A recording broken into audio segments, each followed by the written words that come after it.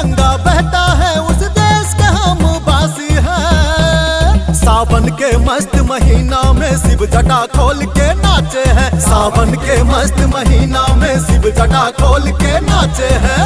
पबम पबम बम पबम पबम बम पबम पबम बम बम शंकर पबम पबम बम पबम पबम बम पबम पबम बम बम शंकर। काली घन घोर घटाए हैं बरखा रिमझिम बरसते हैं। देवघर और कैलाश में भोले के जयकारा गूंजती है। देवघर और कैलाश में भोले के जयकारा गूंजती है।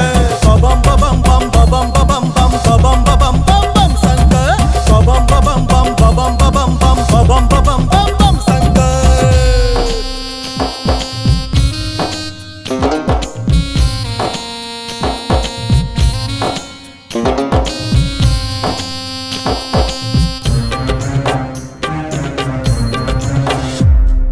भस्म रवैया जटा धरैया शिव शंकर बम भोले हैं। आहा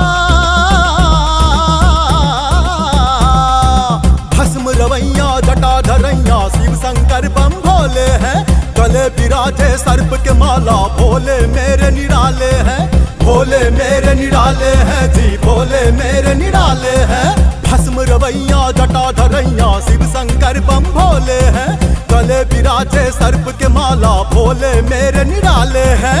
जय शिव शंकर त्रिपुरारी करुणा के रखवाले हैं। जो भी सच्चे मन से पुकारे उसके दुख हर डाले हैं। जो भी सच्चे मन से पुकारे उसके दुख हर डाले हैं। पबम पबम बम पबम पबम बम पबम पबम बम बम शंकर पबम पबम बम पबम पबम बम पबम पबम बम बम शंकर।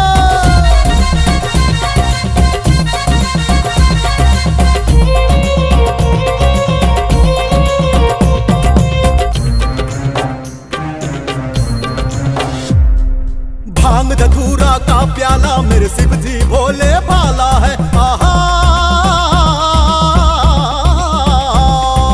भांग धतूरा का प्याला मेरे शिव जी भोले भाला है।